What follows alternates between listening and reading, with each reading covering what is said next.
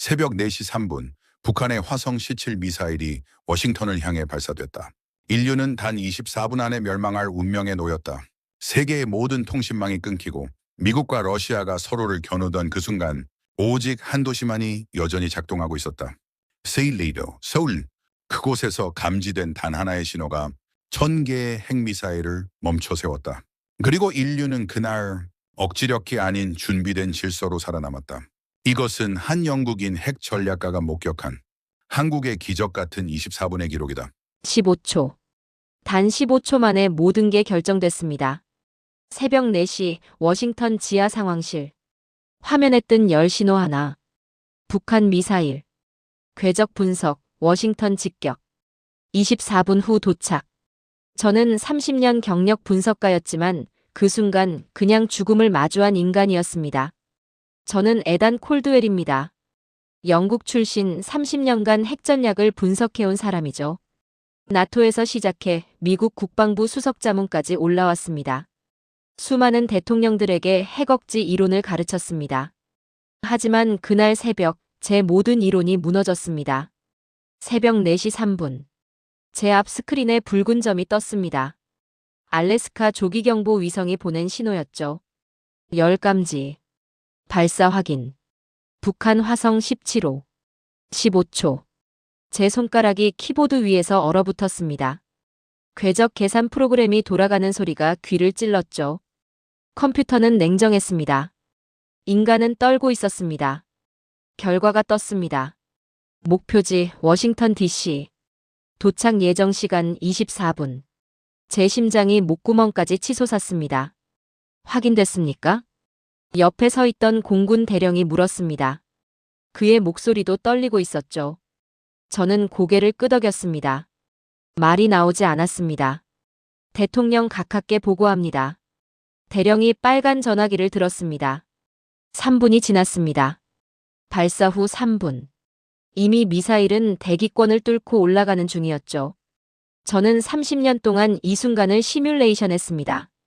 수천 번도 넘게 계산했죠. 하지만 실제로 마주하니 모든 게 달랐습니다. 숫자는 차갑지만 현실은 뜨거웠습니다. 6분. 대통령에게 주어진 판단 시간이었습니다. 6분 안에 보복 발사 여부를 결정해야 했죠. 6분이면 뭘 할 수 있을까요? 화장실 다녀오기도 부족한 시간입니다. 하지만 그 6분이 인류 전체의 운명을 좌우했습니다. 콜드웰 확실합니까? 전화 너머로 대통령의 목소리가 들렸습니다. 침착했지만 떨림이 느껴졌죠. 저는 대답해야 했습니다. 각하, 열 신호는 명확합니다. 궤적도 확정됐습니다. 오경보 가능성은요? 그 질문이 나올 줄 알았습니다. 1983년 소련의 오경보 사건이 떠올랐죠. 당시 소련 장교 한 명이 시스템을 믿지 않아 인류가 살아남았습니다. 하지만 지금은 어떻습니까? 5% 미만입니다. 제 목소리는 기계처럼 나왔습니다. 하지만 속은 무너지고 있었죠. 전화가 끊겼습니다.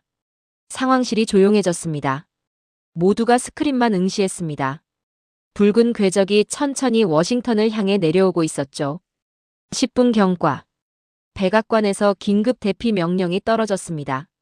마리넌 헬기가 준비됐다는 보고가 들어왔습니다. 대통령은 공중 지휘소로 이동 중이었죠. 저는 창문 없는 지하에 갇혀 있었습니다. 150m 아래. 핵폭발에도 버틸 수 있도록 설계된 벙커였죠. 하지만 그게 무슨 소용입니까? 위에서 수백만 명이 죽어가는데 말입니다. 제 뇌리에 숫자들이 스쳤습니다. 워싱턴 인구 70만 명. 수도권 인구 600만 명. 폭발 반경 30km. 즉사자 예상 200만 명. 방사능 낙진 피해 추가 500만 명. 저는 이 숫자들을 계산하며 살아왔습니다. 차갑게, 냉정하게, 분석적으로 말입니다. 하지만 지금은 달랐습니다. 그 숫자 하나하나가 사람이었습니다. 제 동료였고 제가 아는 사람들이었죠. 15분 경과. 보복 발사 준비 완료. 전략사령부에서 보고가 올라왔습니다. 북한을 향한 미사일 100기가 대기 중이었죠. 대통령의 명령만 떨어지면 발사되는 상황이었습니다. 그 순간 제 머릿속에 한 가지 생각이 스쳤습니다. 이게 정말 옳은 선택입니까? 북한 미사일 하나가 날아오고 있습니다. 그래서 우리는 백기를 쏩니까? 북한 전역이 불바다가 되고 중국과 러시아가 반응하고 그렇게 연쇄 반응이 시작되는 겁니까? 저는 30년간 핵억지를 연구했습니다. 상호 확증 파괴. 서로가 서로를 죽일 능력이 있으니 아무도 먼저 쏘지 않는다는 이론이죠. 완벽한 균형. 냉전의 평화. 하지만 그날 새벽 그 균형은 이미 깨져 있었습니다. 20분 경과. 제 손이 떨렸습니다. 커피를 마시려 했지만 컵을 들 수조차 없었죠. 옆 책상의 여성 분석관은 눈물을 흘리고 있었습니다. 공군 대령은 창백한 얼굴로 전화기만 붙잡고 있었죠. 공포였습니다. 하지만 공포보다 더 무서운 건 따로 있었습니다. 정보가 없다는 것. 우리는 미사일이 날아온다는 것만 알았습니다. 왜 날아오는지, 누가 명령했는지, 이게 실수인지 의도인지 아무것도 몰랐죠. 단지 붉은 점 하나만 보고 있을 뿐이었습니다. 24분. 그게 문명의 수명이었습니다. 저는 그 순간 깨달았습니다. 제가 평생 만들어온 이론, 제가 가르쳐온 억지력, 그 모든 것이 허상이었다는 걸 말입니다. 인류는 균형 위에 서 있는 게 아니었습니다. 그저 아슬아슬한 줄 위를 걷고 있었을 뿐이었죠. 그리고 지금 그 줄이 끊어지고 있었습니다. 제 눈앞에서 말입니다. 요격 준비가 시작됐습니다. 알래스카 미사일 방어사령부에서 긴급 신호가 왔죠. SBX 해상 레이더가 목표물을 포착했습니다. GMD 요격 미사일 사기, 발사 대기 상태였습니다. 저는 숨을 멈췄습니다. 요격 성공률은요? 제가 물었습니다. 옆에 있던 기술 장교가 대답했죠. 85%입니다. 85%. 나쁘지 않은 숫자였습니다. 저는 그 말을 믿고 싶었죠. 30년간 수십억 달러를 쏟아부은 방어 시스템이었습니다. 총알로 총알을 맞춘다는 불가능에 가까운 기술이었죠. 하지만 지금은 그게 유일한 희망이었습니다. 발사. 명령이 떨어졌습니다. 스크린 속에서 4개의 푸른 점이 솟아올랐습니다. 요격 미사일들이었죠. 붉은 점을 향해 빠르게 접근하고 있었습니다. 상황실이 조용해졌습니다. 모두가 화면만 응시했습니다. 10초, 20초, 30초. 푸른 점과 붉은 점 사이의 거리가 좁혀지고 있었죠. 충돌 예상 지점에 도달했습니다. 첫 번째 요격 미사일 빗나갔습니다. 두 번째 빗나갔습니다. 세 번째 빗나갔습니다. 네 번째 빗나갔습니다. 제 심장이 멈췄습니다. 어떻게 된 겁니까? 누군가가 소리쳤습니다. 기술 장교는 대답하지 못했죠. 그저 창백한 얼굴로 화면만 바라보고 있었습니다. 85%라는 숫자는 의미가 없었습니다. 그 순간 방어의 신화가 깨졌습니다. 수십억 달러, 수십 년의 연구, 최첨단 기술. 그 모든 것이 무용지물이었죠. 붉은 점은 여전히 워싱턴을 향해 내려오고 있었습니다. 저는 분노가 치밀었습니다. 누구에게 화를 내야 할까요? 시스템에게? 기술자에게? 아니면 이 모든 걸 만든 저 자신에게? 두 번째 신호 포착. 갑자기 다른 분석관이 소리쳤습니다. 또 다른 열 신호였습니다. 북한에서 두 번째 미사일이 발사됐다는 겁니까? 아니었습니다. 목표지 분석 완료. 캘리포니아 디아블로 캐년 원전입니다. 제 등골이 얼어붙었습니다. 원자력 발전소. 그곳이 맞으면 어떻게 됩니까? 핵폭발보다 더 끔찍한 일이 벌어집니다. 원자로가 파괴되고 냉각 시스템이 무너지고 방사능이 누출되죠. 체르노빌을 떠올렸습니다. 후쿠시마를 떠올렸습니다. 하지만 그건 사고였습니다. 지금은 의도된 공격이었죠. 디아블로 캐년 주변 인구는 얼마입니까? 제가 물었습니다. 반경 50km, 약 30만 명입니다. 30만 명. 하지만 문제는 거기서 끝나지 않았습니다. 방사능 낙지는 바람을 타고 퍼져나갑니다. 캘리포니아 전역, 아니 서부 전체가 오염될 수 있었죠. 요격 가능합니까? 불가능합니다. 시간이 부족합니다. 기술 장교의 목소리는 떨리고 있었습니다. 저는 지도를 봤습니다. 디아블로 캐년 원전은 태평양 해안가에 있었죠. 아름다운 절벽 위의 시설이었습니다. 그곳이 지금 죽음의 땅이 되려 하고 있었습니다. 22분 경과. 첫 번째 미사일이 워싱턴 상공에 도달할 시간이었습니다. 저는 천장을 올려다봤습니다. 150m 위 그곳에서 수십만 명이 살고 있었죠. 제 동료들, 제가 아는 사람들이었습니다. 그들은 지금 뭘 하고 있을까요? 잠을 자고 있을까요? 아니면 경보음을 듣고 공포에 떨고 있을까요?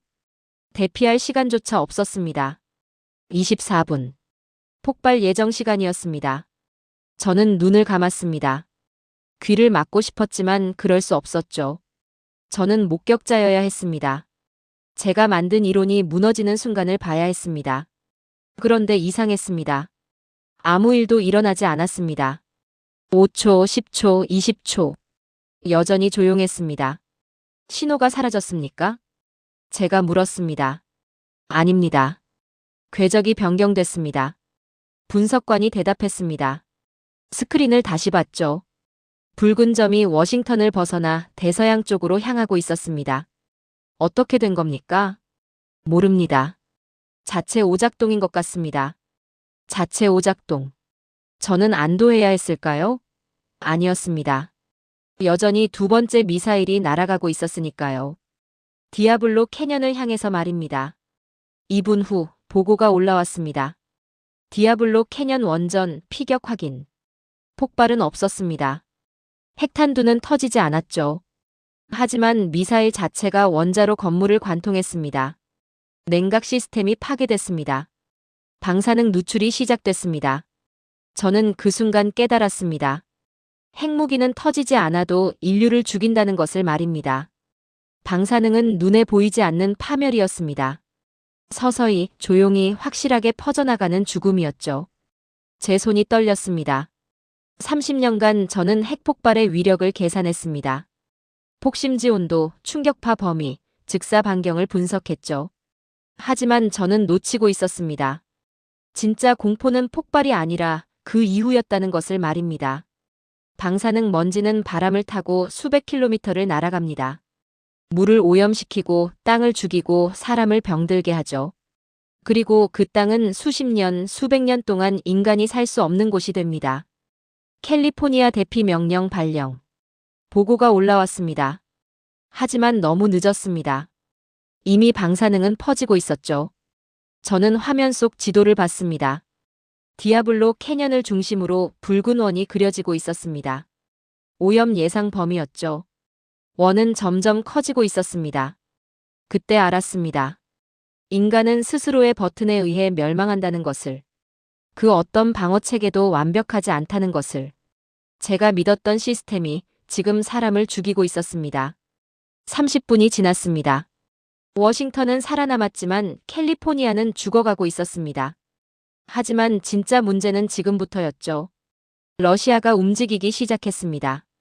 모스크바에서 긴급 신호 포착. 분석관이 소리쳤습니다. 러시아 조기경보 시스템이 미국의 미사일 발사를 감지했다는 보고였습니다. 하지만 우리는 아무것도 쏘지 않았죠. 뭘 본 겁니까? 제가 물었습니다. 알래스카에서 발사된 요격 미사일입니다. 그들은 그걸 공격용으로 오인한 것 같습니다. 오판이었습니다.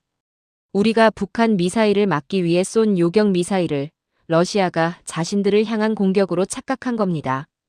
저는 머리가 하얘졌습니다. 이게 핵전쟁의 본질이었습니다. 의도가 아니라 오해로 시작되는 거였죠. 러시아 핵전력, 경계 태세 격상. 보고가 연달아 올라왔습니다.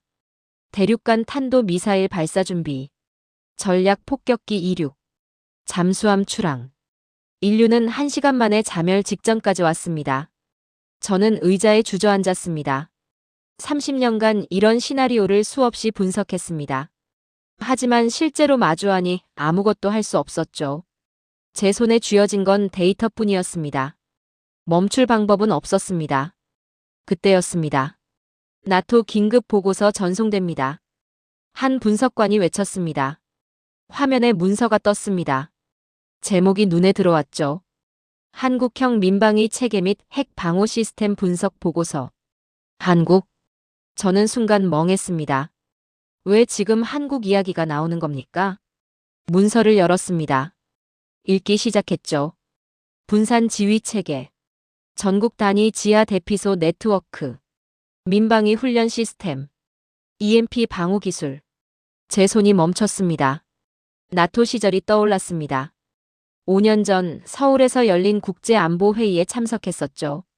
그때 한국 측 발표를 들었습니다. 우리는 전쟁이 아니라 생존을 준비합니다. 그때는 그냥 흘려들었습니다. 작은 나라의 과장된 자부심이라 생각했죠. 하지만 지금은 달랐습니다. 보고서 속 데이터가 눈에 박혔습니다. 서울 지하철은 대피소로 전환 가능.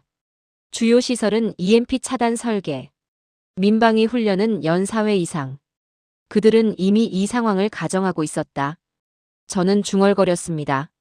다른 나라들은 핵전쟁을 막는 데 집중했습니다. 억지력, 보복 능력, 선제 타격 말입니다. 하지만 한국은 달랐습니다. 그들은 이미 전쟁이 일어났다는 가정하에 움직이고 있었죠. 어떻게 살아남을 것인가? 어떻게 질서를 유지할 것인가? 서울 현황 보고 들어옵니다. 또 다른 분석관이 소리쳤습니다. 화면이 전환됐습니다. 서울 상공을 찍은 위성 사진이었죠. 놀라웠습니다. 다른 도시들이 혼란에 빠져 있을 때 서울은 질서 있게 움직이고 있었습니다. 대규모 인파가 지하로 이동하고 있었죠. 패닉은 없었습니다. 그저 침착하게 정해진 절차대로 움직이고 있었습니다. 저들의 냉정함은 기적입니까? 옆에 있던 대령이 물었습니다. 저는 고개를 저었습니다. 기적이 아닙니다. 준비입니다. 한국방산 기업의 기술 자료도 올라왔습니다. EMP 차단벽, 원전 격리 시스템, 통신망 다중화 구조. 그 작은 나라가 문명을 지킬 기술을 갖고 있었습니다. 저는 수많은 국가를 자문했습니다. 미국, 영국, 프랑스, 독일. 하지만 그 어떤 곳도 한국 같지 않았죠. 그들은 공격을 연구했습니다. 한국은 생존을 설계했습니다. 제 머릿속이 복잡해졌습니다. 30년간 제가 만든 이론은 뭐였습니까? 핵억지, 상호 확증 파괴, 전략적 균형. 그 모든 게 결국 죽음의 언어였습니다. 하지만 한국은 다른 언어를 말하고 있었습니다. 생존의 언어였습니다. 저는 결심했습니다. 나는 이 이야기를 써야 한다. 제 손이 키보드 위에 올려졌습니다. 인류가 배워야 할 유일한 진실. 전쟁을 막는 것도 중요하지만 살아남는 법을 아는 것이 더 중요하다는 것. 그 진실은 한반도의 분단선 아래 있었습니다. 저는 화면 속 서울을 봤습니다. 그곳에서 사람들은 두려움 속에서도 질서를 지키고 있었죠. 그들의 침착함 속에서 저는 희망을 봤습니다. 인류의 마지막 희망은 그 작은 나라에 있었습니다. 1시간이 지났습니다. 러시아의 오판은 계속되고 있었습니다. 그들의 조기경보 시스템은 여전히 미국의 공격을 감지하고 있다고 보고했죠. 저는 위성 데이터를 다시 분석했습니다. 이상했습니다. 러시아가 감지한 열 신호의 위치가 맞지 않았죠. 알래스카 요격 미사일은 이미 떨어진 지 오래였습니다. 그런데 그들의 시스템은 여전히 뭔가를 보고 있었습니다. 이건 구름입니다. 저는 화면을 가리켰습니다. 그들은 미사일 연기를 구름으로 열 신호를 햇빛으로 착각하고 있습니다. 옆에 있던 분석관이 고개를 저었습니다. 그게 가능합니까? 가능합니다. 1995년 노르웨이 로켓 사건을 기억하십니까? 러시아는 과학 로켓을 핵미사일로 오인했었죠. 잘못된 데이터 하나가 인류의 목숨줄을 끊고 있었습니다. 한국 측의 교신을 시도합니다. 통신 담당관이 말했습니다. 왜 한국입니까? 누군가가 물었습니다. 그들의 위성 시스템이 여전히 작동 중입니다. 데이터를 공유받을 수 있습니다. 화면에 서울 위기관리본부가 떠올랐습니다. 조용했습니다. 워싱턴의 혼란과는 달리 그곳은 정적했죠. 사람들은 침착하게 움직이고 있었습니다. 서울 본부 응답합니다. 한국어 억양이 섞인 영어가 들려왔습니다. 현재 지휘분산 프로토콜 가동 중입니다. 어떻게 도와드릴까요? 저는 놀랐습니다. 그들은 왜 이렇게 침착한 겁니까? 러시아 조기경보 시스템 데이터를 공유해 주십시오. 전송합니다. 즉시 데이터가 넘어왔습니다. 한국 측 위성이 포착한 러시아 상공의 실시간 영상이었죠. 제 예상이 맞았습니다. 구름이었습니다. 거대한 정난운이 러시아 레이더를 혼란시키고 있었던 겁니다. 이 데이터를 러시아에 전송해야 합니다. 제가 말했습니다. 그런데 회의실 뒤쪽에서 목소리가 들렸습니다. 잠깐. 삼성 장군이었습니다. 한국 데이터를 믿을 수 있습니까? 이게 정보 조작일 가능성은요? 저는 어이가 없었습니다. 지금 그게 중요합니까? 러시아가 핵미사일 발사 버튼을 누르기 직전입니다. 그래서 더 조심해야 합니다. 한국의 독자적 행동은 동맹 체계를 무너뜨립니다. 동맹. 지금 그 말이 나올 상황이었습니까? 회의실이 분열되기 시작했습니다. 일부는 한국 데이터를 사용하자고 주장했고 일부는 신중해야 한다고 맞섰죠. 저는 분노가 치밀었습니다. 지금 논쟁할 시간이 없습니다. 그때 화면이 전환됐습니다. 한국 측에서 새로운 인물이 나타났습니다. 40대 중반으로 보이는 여성이었죠. 차분한 눈빛이었습니다. 이지윤 박사입니다. 한국 EMP 방호 시스템 개발 책임자입니다. 그녀의 목소리는 흔들림이 없었습니다. 콜드웰 박사님, 저는 당신의 논문을 읽었습니다. 핵억지 이론 인상적이었습니다. 저는 대답했습니다. 지금 그 이론이 무너지고 있습니다. 알고 있습니다. 이지윤이 말했습니다. 당신들은 전쟁을 설계했고 우리는 생존을 설계했습니다. 그게 차이입니다. 그 말이 제 가슴을 찔렀습니다. 우리는 지금 서울 전역의 통신망을 유지하고 있습니다. 러시아에 정확한 데이터를 전송할 수 있습니다. 하지만 당신들의 허락이 필요합니다. 저는 장군을 돌아봤습니다. 그는 여전히 망설이고 있었죠. 한국은 움직이고 있습니다. 제가 말했습니다. 그들의 질서는 공포보다 강합니다. 우리가 논쟁하는 동안 그들은 이미 행동하고 있습니다. 회의실이 조용해졌습니다. 저는 이지윤의 눈을 봤습니다. 그 눈빛 속에서 저는 냉정함의 본질을 보았습니다. 그것은 무감각이 아니었죠. 준비된 자의 침착함이었습니다. 30년간 저는 서방의 분석관이었습니다. 하지만 그 순간 저는 더 이상 어느 편도 아니었습니다. 저는 그저 살아남고 싶은 인간이었습니다. 데이터를 전송하십시오. 제가 명령했습니다. 장군이 뭐라 말하려 했지만 저는 듣지 않았습니다. 지금 당장 한국 측 위성 데이터가 러시아로 전송됐습니다. 저는 화면을 응시했습니다. 러시아가 이걸 받아들일까요? 아니면 또 다른 오해로 이어질까요? 제 손이 떨렸습니다. 그런데 이지윤은 여전히 침착했습니다. 그들은 받아들일 겁니다.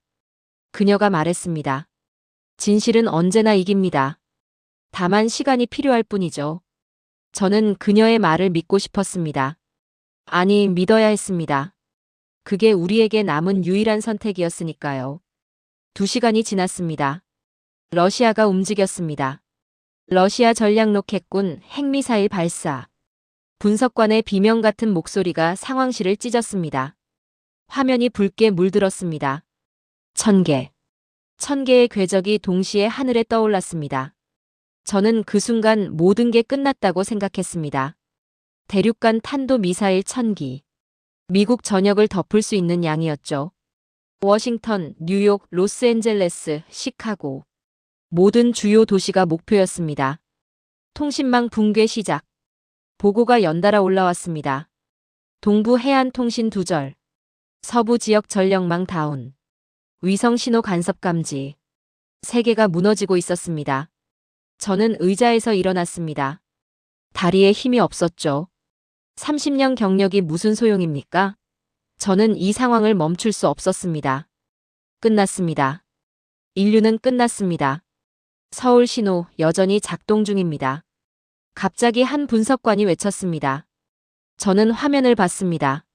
믿을 수 없었습니다. 전 세계 통신망이 붕괴되고 있었습니다. 유럽, 중동, 아시아. 모든 신호가 끊기고 있었죠. 그런데 단 하나. 서울만 빛나고 있었습니다. 유일하게 끊기지 않은 신호였습니다. 어떻게 가능합니까? 제가 물었습니다. 한국의 민방위 시스템입니다.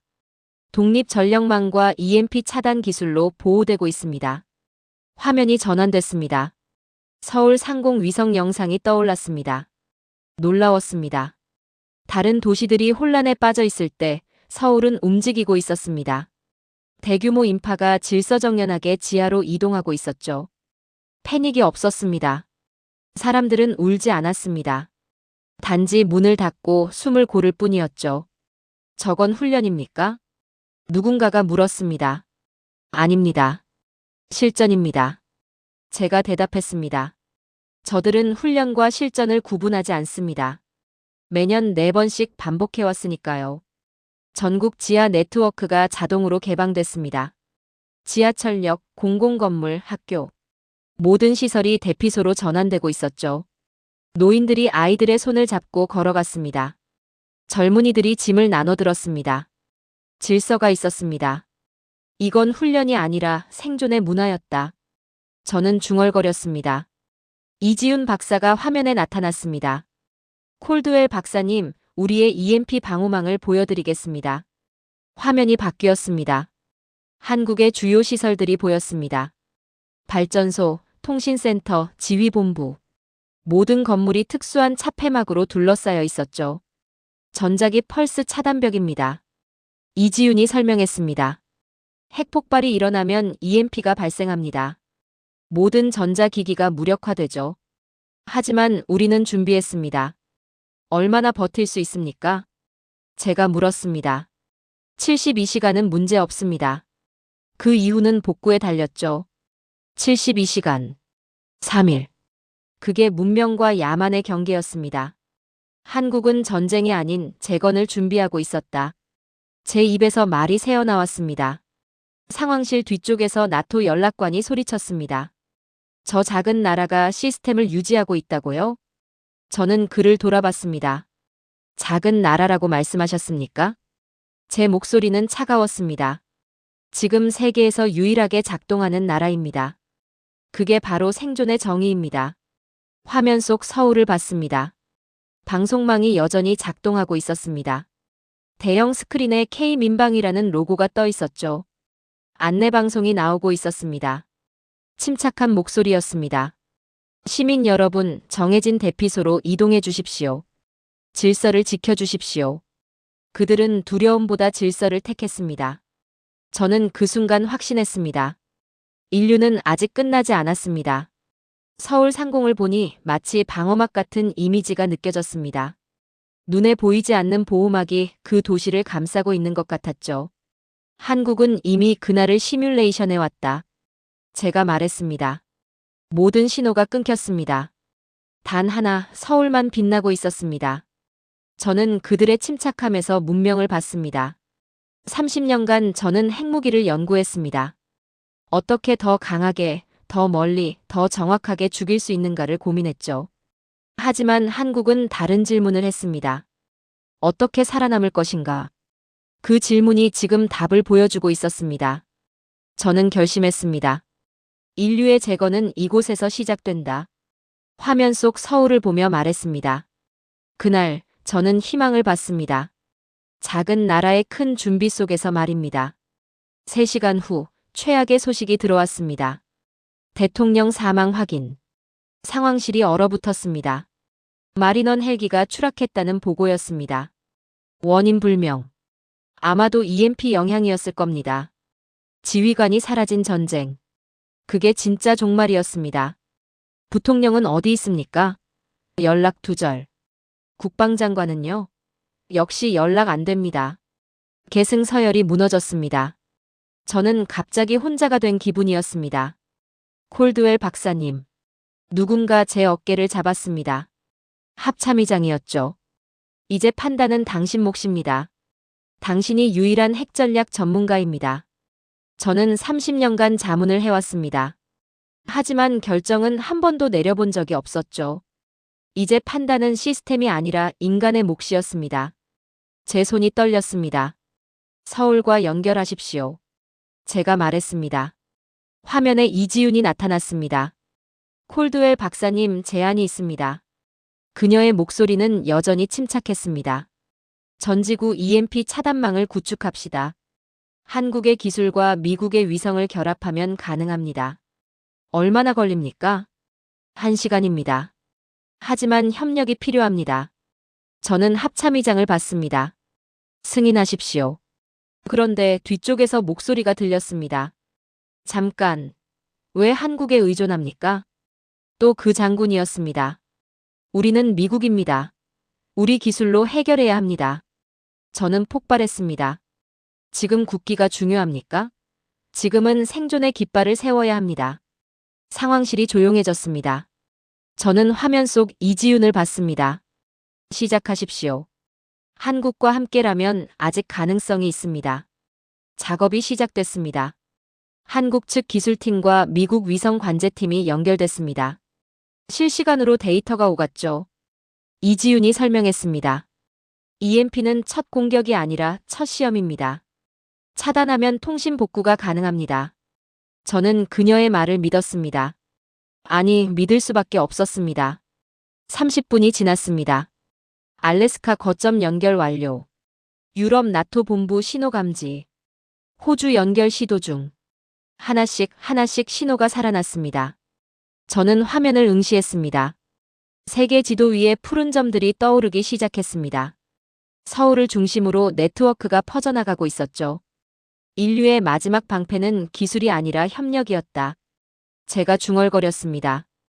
50분 후. EMP 차단망 구축 완료. 환호성이 터졌습니다. 지구 상공을 보호하는 보이지 않는 그물이 형성됐습니다. 핵폭발이 일어나도 최소한의 통신은 유지할 수 있었죠. 러시아에 신호를 보내십시오. 제가 명령했습니다. 전면 핵교환 중단 신호입니다. 우리는 공격하지 않습니다. 메시지가 전송됐습니다. 서울에서 알래스카를 거쳐 러시아로. 지구를 한 바퀴 도는 신호였습니다. 1분, 2분, 3분. 응답이 없었습니다. 저는 숨을 참았습니다. 그때였습니다. 러시아 발사 중단. 분석관이 외쳤습니다. 화면 속 붉은 궤적들이 멈췄습니다. 아니, 정확히는 자폭 명령이 내려진 겁니다. 1000개의 미사일이 공중에서 사라졌습니다. 인류는 멸망의 문턱에서 멈췄습니다. 상황실이 조용해졌습니다. 아무도 환호하지 않았습니다. 그저 멍하니 화면만 바라볼 뿐이었죠. 저는 주저앉았습니다. 다리에 힘이 없었습니다. 우리는 살아남았습니까? 누군가 물었습니다. 저는 고개를 끄덕였습니다. 그렇습니다. 우리는 기술이 아니라 신뢰로 살아남았습니다. 화면 속 이지윤을 봤습니다. 그녀는 미소 짓고 있었습니다. 처음 보는 표정이었죠. 서울의 신호가 인류를 구했습니다. 그녀가 말했습니다. 이제 재건을 시작할 차례입니다. 저는 그날을 평생 잊지 못할 겁니다. 하늘이 잠시 멈췄습니다. 지구가 숨을 고르고 있었습니다. 그리고 그 순간 저는 한국을 기억했습니다. 작은 나라의 큰 신념을 말입니다. 6시간이 지났습니다. 핵전쟁은 멈췄지만 위기는 끝나지 않았습니다. 러시아 데드핸드 시스템 작동 감지. 분석관의 목소리가 떨렸습니다. 데드핸드. 죽은 자의 손. 러시아의 최후 보복 시스템이었습니다. 지휘부가 전멸하면 자동으로 핵미사일을 발사하는 장치였죠. 1000개의 미사일이 깨어나려 하고 있었습니다. 멈출 수 있습니까? 제가 물었습니다. 불가능합니다. 자동 시스템입니다. 러시아 측에서도 통제할 수 없습니다. 제 등골이 얼어붙었습니다. 우리는 겨우 살아남았습니다. 그런데 기계가 인류를 죽이려 하고 있었죠. 30분 후 발사 예정입니다. 30분. 저는 화면을 봤습니다. 모든 통신이 끊겨 있었습니다. 아니, 하나만 빼고. 서울에 연결하십시오. 제가 소리쳤습니다. 화면에 이지윤이 나타났습니다. 알고 있습니다. 데드핸드 시스템이죠. 그녀의 목소리는 여전히 침착했습니다. 우리에게 방법이 있습니다. 뭡니까? 서울의 신호로 러시아 위성을 깨울 수 있습니다. 복구 신호를 보내는 겁니다. 복구 신호. 러시아 시스템에게 지휘부가 살아있다는 신호를 보내는 거였습니다. 그러면 데드엔드가 멈출 수 있었죠. 하지만 러시아가 받아들일까요? 제가 물었습니다. 받아들여야 합니다. 그게 유일한 길이니까요. 이지윤이 고개를 돌렸습니다. 전국 네트워크를 활성화하십시오. 모든 전력을 신호 증폭에 집중합니다. 화면이 전환됐습니다. 한국 전역의 통신망이 하나로 연결되고 있었습니다. 서울, 부산, 대구, 광주. 모든 도시의 송신탑이 동시에 작동했죠. 한국형 지휘분산망입니다. 이지윤이 설명했습니다. 우리는 중앙 통제가 아니라 분산 통제를 설계했습니다. 하나가 무너져도 전체가 작동합니다. 그 순간 서울은 인류의 두뇌가 되었습니다. 신호가 발사됐습니다. 서울에서 위성으로, 위성에서 러시아로. 지구를 관통하는 메시지였습니다. 우리는 살아있다. 전쟁을 멈춰라. 10초, 20초, 30초. 응답이 없었습니다. 작동하지 않는 겁니까? 누군가가 물었습니다. 저는 화면을 응시했습니다. 그때였습니다. 러시아 위성 반응 감지. 신호가 잡혔습니다. 러시아 위성이 깨어나고 있었습니다. 서울의 신호를 받은 겁니다. 데드엔드 시스템 작동 중단. 환호성이 터졌습니다. 1000개의 미사일이 다시 잠들었습니다. 저는 그 순간 눈물이 났습니다. 서울의 작은 신호 하나가 1000개의 미사일을 멈췄습니다. 그날 한국은 전쟁을 멈춘 나라가 아니라 문명을 되살린 나라였다. 제가 중얼거렸습니다. 이지윤이 화면에서 말했습니다. 이제 각국 위기본부를 연결하겠습니다. 생존 지침을 전파합니다. 화면이 바뀌었습니다. 세계 지도가 떠올랐습니다. 서울을 중심으로 선들이 뻗어나가고 있었죠. 영국, 프랑스, 독일, 일본, 호주. 하나씩 연결되기 시작했습니다. 한국은 명령하지 않았습니다. 그저 공유했을 뿐이었죠. 지하 대피소 확보 방법, 식수 정화 기술, 방사능 회피 경로. 모든 정보가 실시간으로 전파됐습니다. 저는 인류가 하나의 신경망으로 연결되는 것을 보았습니다. 서울이 그 중심이었습니다. 그들은 싸우지 않았다. 대신 가르쳤다. 제 입에서 말이 새어나왔습니다. 한국의 민간과 군이 함께 움직이고 있었습니다. 과학자, 공무원, 군인, 민방위대. 모두가 하나의 목표를 향해 움직였죠. 생존. 그리고 공유. 저는 30년간 핵억지를 연구했습니다. 억지는 파괴의 균형이었습니다. 하지만 한국은 생존의 균형을 만들었습니다. 모든 전선이 죽었지만 서울만은 살아있었다. 제가 말했습니다. 상황실의 모든 사람이 화면을 보고 있었습니다. 서울 위기관리본부의 대형 스크린에 지구 지도가 펼쳐져 있었죠. 각국 관제소들이 하나씩 접속되는 모습이 보였습니다. 푸른 점들이 늘어났습니다. 인류는 다시 연결되고 있었습니다. 서울의 시간 위에서 말입니다. 저는 그때 깨달았습니다. 진짜 초강 대국은 무기를 가진 나라가 아니라 생존을 준비한 나라라는 것을 말입니다. 그 작은 나라의 신호가 인류를 구했습니다. 72시간이 지났습니다. 전쟁은 끝났습니다. 워싱턴 상공을 보니 잿빛 하늘이었습니다. 뉴욕, 시카고, 로스앤젤레스. 주요 도시들은 폐허가 되어 있었죠. 러시아도 마찬가지였습니다. 유럽도 침묵했습니다. 지구는 살아남았지만 인간은 무너져 있었습니다. 그런데 한국만은 달랐습니다. 통신이 작동하고 있었습니다. 전력이 유지되고 있었습니다. 의료 체계가 부분적으로 남아 살아 있었죠. 서울 긴급회의 소집됩니다. 이지윤에게서 메시지가 왔습니다. 각국 생존자 대표들이 한국에 모이기 시작했습니다. 저도 초청받았죠. 24시간 후 저는 서울에 도착했습니다. 공항은 조용했습니다. 하지만 질서가 있었습니다. 사람들은 마스크를 쓰고 방사능 측정기를 들고 묵묵히 자기 자리를 지키고 있었죠. 회의장에 들어갔습니다. 영국, 프랑스, 독일, 러시아, 일본. 각국 대표들이 앉아 있었습니다. 모두 지친 얼굴이었죠. 하지만 국기는 없었습니다. 대신 흰 천이 걸려 있었습니다. 이지윤이 일어섰습니다. 서울 컨티넘을 시작하겠습니다. 그녀의 목소리는 여전히 침착했습니다. 해걱지의 시대는 끝났습니다. 이제 생존의 윤리가 시작됩니다. 서울 선언이었습니다. 그 작은 나라는 폐허 위에 교실을 세웠습니다. 한국의 분산지휘 모델이 설명됐습니다. 민방위 매뉴얼이 배포됐습니다. EMP 방호 기술이 공개됐죠. 이 모든 것을 국제 표준으로 채택합니다. 독일 대표가 말했습니다. 러시아 대표도 고개를 끄덕였습니다. 그들은 전쟁의 언어 대신 생존의 언어를 말했습니다. 저는 의장으로 초청받았습니다. 하지만 저는 부끄러웠습니다. 저는 오만한 이론가였습니다. 제가 고백했습니다. 30년간 저는 핵무기를 연구했습니다. 어떻게 하면 상대를 더 효과적으로 위협할 수 있는가를 고민했죠. 제 목소리가 떨렸습니다. 하지만 한국은 다른 질문을 했습니다. 어떻게 살아남을 것인가? 그 질문이 인류를 구했습니다. 그들은 저에게 인간의 겸손을 가르쳤습니다.